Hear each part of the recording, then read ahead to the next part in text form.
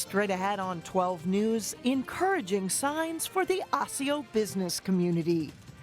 Once we moved in and opened, we've just been busy the entire time. Then, a Maple Grove man's pilgrimage to Mecca, what he's taking away from the experience.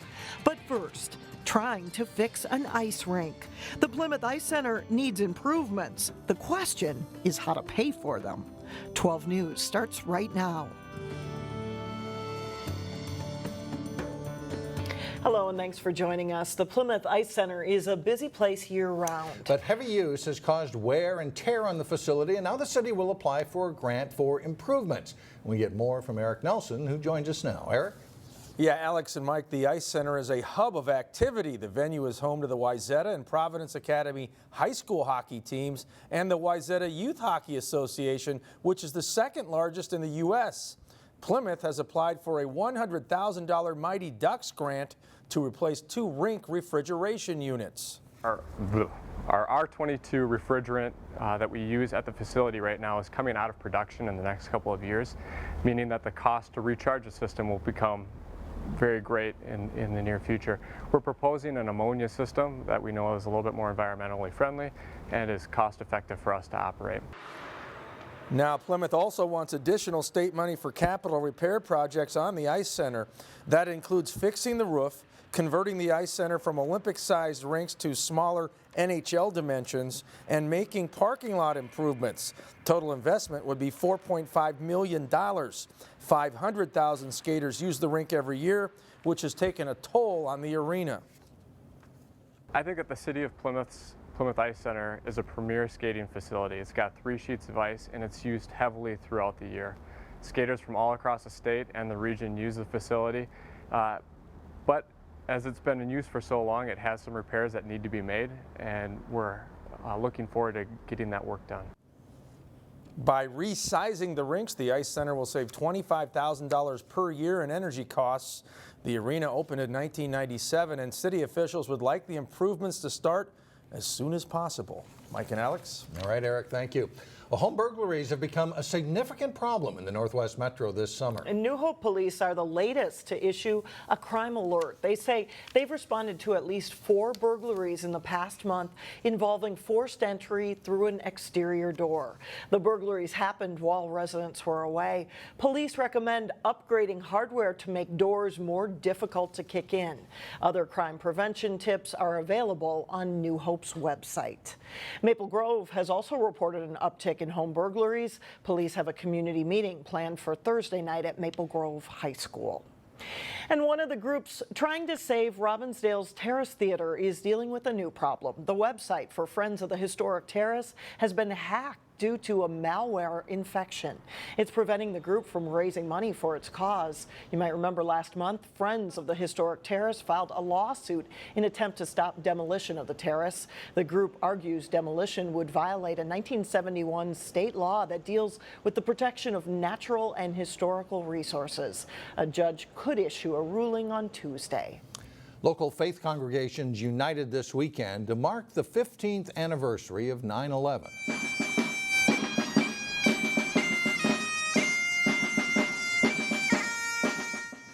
Members of the Northwest Islamic Community Center in Plymouth joined Christian and Jewish faith congregations at Wayzata Community Church. It was the first of a series of tri-faith services held this month and next. The 3 faiths started coming together last fall after terrorist attacks in Paris. And it seemed fitting to worship together this year on the anniversary of 9/11. The 3 faiths of Christianity, Islam, and Judaism share the same history, share many of the same scriptures, and worship the same God. And so we hope that we can come together and learn from one another, and most importantly, serve as a model for the rest of the world and the nation. The service wrapped up Sunday with each of the 3 faiths reading Micah 6:8, which preaches others to do justice, love kindness, and walk humbly. The next Tri-Faith service will be held this Sunday evening at the Adoth Synagogue in Minnetonka.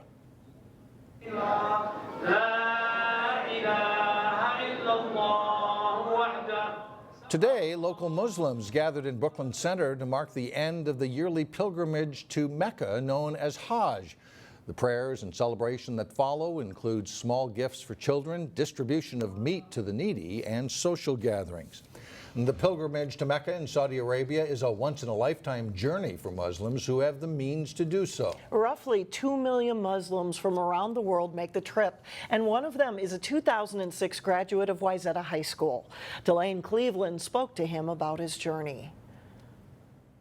People from literally all around the world have left their lives to come here. On the other side of the world, Amin Asser is taking part in the trip of a lifetime. Since I've been here, I mean, it has been such a beautiful experience. The pilgrimage to Mecca, known as the Hajj, is one of 5 core obligations of Islam. It includes rituals ranging from prayer to wearing white clothing to shaving your head. I've already shaved my head, and I'll tell you, it looks a little bit weird. I still look at the mirror and I'm like, is that really what I look like? But above all else, it's a journey many Muslims take because they believe they're summoned by God. It's like God is literally calling you to say, come and visit me. And so as I think about my life and my life to date, have I done anything that has made God want to call me? And, I don't think so. A new park in Maple Grove. We first met Amin in 2012 after he and his brother came out with a series of children's books called Noor Kids that cater to Muslim children. I think that is my sort of purpose. That's why I'm here. The books have impacted children in the U.S. and Canada, but during this trip, he's realized that he can expand his reach. We've got an opportunity to impact the 1.7 billion Muslims around the world. It's not, something that should be limited to just, Muslims in the U.S. and Canada. That's one takeaway of an experience that has helped him get closer to his faith and the world around him. It left me feeling more than ever proud. Proud of who I am, proud of my faith, proud of my religion. Delane Cleveland, 12 News. The trip to Mecca was a graduation present for Amin and his wife after they both finished graduate degrees in California. The total cost is about $8,000 per person. The city of Brooklyn Park is teaming up with the University of Minnesota to study issues that impact the city. The program is called the Resilient Communities Project, and over the course of a year, about 600 students will research 25 areas of interest. They've asked us to look at our park system to see if we can incorporate some nature-based play opportunities. They've asked us to look at our workforce development initiative out here. They've asked us to look at how youth is employed in Brooklyn Park. The program is free and the public is invited to an open house to learn more about the study. The event is set for Monday, September 19th from 5 to 7 p.m. in the City Council chambers. Coming up, how Osseo businesses are rallying around each other. And then later in sports, Maple Grove scores another big win in prep football. But first, feel the breeze on Tuesday. It'll feel much cooler with temperatures in the 60s. In Osseo, there is a new effort underway among the local businesses to band together and get the word out about what can be found in downtown Osseo. In this week's Business Matters, it's one of the signs of a healthy business district. And for one small business owner who recently moved to Osseo, she's already seeing the benefits. On a recent September afternoon, businesses along Osseo's Central Avenue flew balloons and spilled out onto the sidewalk with an invitation to the public to explore Osseo with sample services and sales. There are new shops and new stores opening up all the time. There's some great places to eat here and just all within walking distance, very easy. The local business crawl is a new event and a sign that this small business district is working together to grow in post-recession years. And that is just phenomenal that we're all getting together and trying to promote each other. It's exactly the type of business community Pat Godfrey was looking to benefit from when she relocated her Plymouth chocolate shop to Osseo a year ago. Once we moved in and opened, we've just been busy the entire time. The move allowed Godfrey to expand her Painted Turtle chocolatier business to include gelato, and Godfrey says her overall sales have doubled in Osseo. She attributes the growth to a good economy, but also to her shop being a good fit within Osseo's strong business community. If someone comes in my shop, they'll go in the flower shop. And they'll go across the street to the Sue's antique shop. And, it's everybody kind of shares customers. That's not necessarily a given, says Steve Erickson, executive director of the North Hennepin Area Chamber of Commerce. This is a natural platform for working together, and it's a completely different feel than you get with towns that are larger geographically or even from a population standpoint. Businesses along this main street know they have something special in this small city. Their challenge is to keep encouraging others to discover it too. Osseo tries to get business into the town. The newly formed Explore Osseo Business Group meets about once a month. Coming up, our 12 News prize winners unveiled from Osseo Lions Roar Parade. But first, Cooper's dominant in a Week 2 win in prep football. John Jacobson has that and more next in sports. 52 yards. Maple Grove and Hopkins both scored wins in the first week of the prep football season. The two are both members of the West Metro South District, and those teams met at Hopkins in the Royals home opener. Maple Grove will get on the board first. Brad Davison rolling right. Goes to Kai Carlson, who goes off the defender and gets into the end zone. 7-0 Crimson after the first quarter. Big play here, down 10-0. Hopkins threatening. Malik Lofton wide open, but can't hang on to the fourth down pass in the end zone and remains 10-0. Maple Grove will come back before halftime. Davison will get good protection of his line. He finds Teddy Rash in the end zone for the touchdown. 17-0 Crimson at halftime after that TD. Maple Grove adds to its lead in the third quarter. Davison will work his way in for the score on the ground here, and it's 25-0 Crimson. Hopkins will get on the scoreboard in the fourth quarter. Morgan Holmes fakes the pass, tucks it away, and gets into the end zone for a score. Royals get a 2-point conversion too, and they trail 25-8.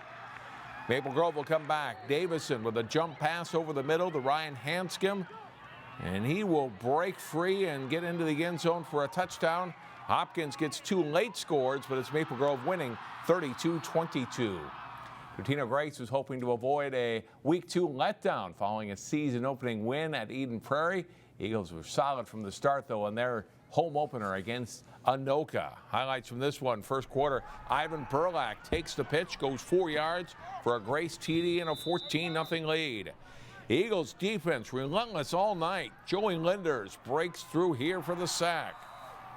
Late in the second quarter, Anoka pinned deep in its own territory. Ryan Suggs gets the interception. He brings it in for a touchdown, and it's 21-0 Totino-Grace.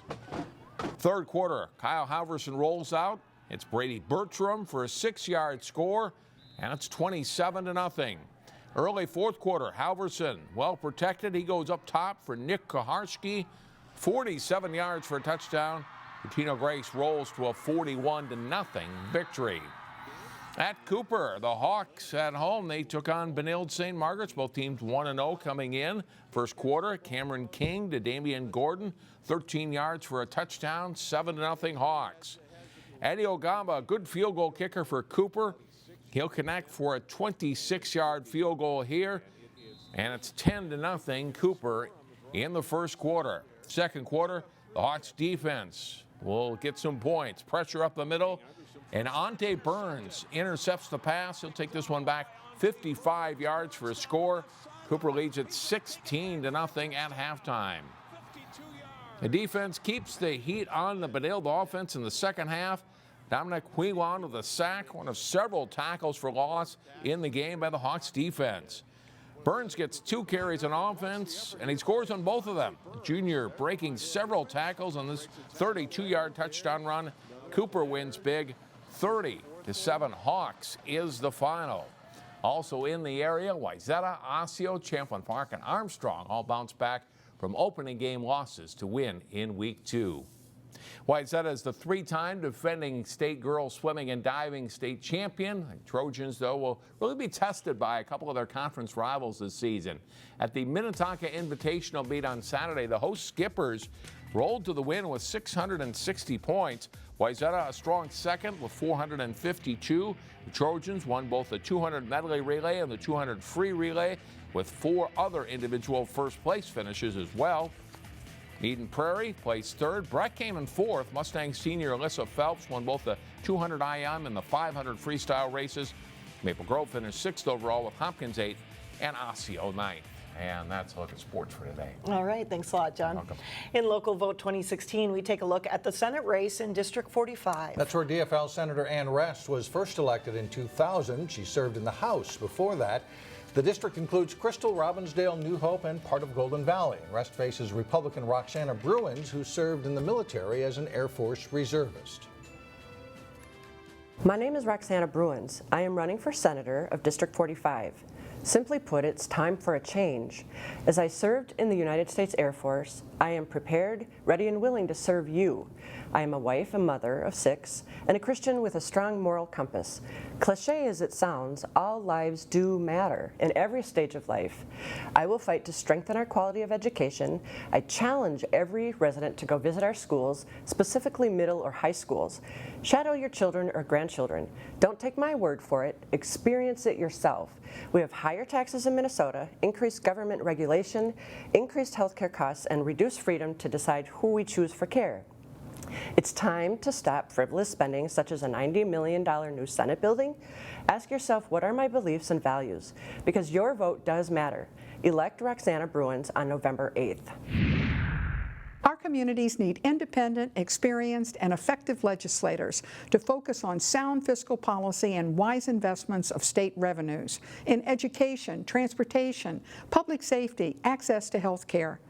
I'm so grateful for the unanimous support of our elected officials for the most important legislation I have ever sponsored during my legislative career, keeping the Rail Connector project from going forward, which would have brought many oil trains through our communities near our families, our schools, and churches. Together, we stopped it. I believe in hope and opportunity, in responsibility and accountability. I believe in community as a core value. I'm Ann Rest, and I ask for your vote on November 8th. And tomorrow on 12 News, we switch over to the State House and hear from the candidates running to represent Maple Grove and Rogers. Still ahead, our prize winners from the Osseo Lions Parade. We will be right back. Welcome back. There was plenty to see this weekend in Osseo's Lions Roar Parade. Yeah, we had more than 75 selfies emailed to Channel 12 for the Put Me on TV drawing, so here you go, we'll put you on TV. These 3 pictures were chosen at random, and the people you see will get a prize package worth more than $50. Many other photos can be seen as part of our parade coverage, which you can see again. It replays Tuesday at 10 in the morning and again Saturday at 7 a.m. You were out there. It was a great day for a parade. It was an absolutely beautiful day, and streets lined. Good turnout over there in Osseo. It does it for us. We'll see you tomorrow.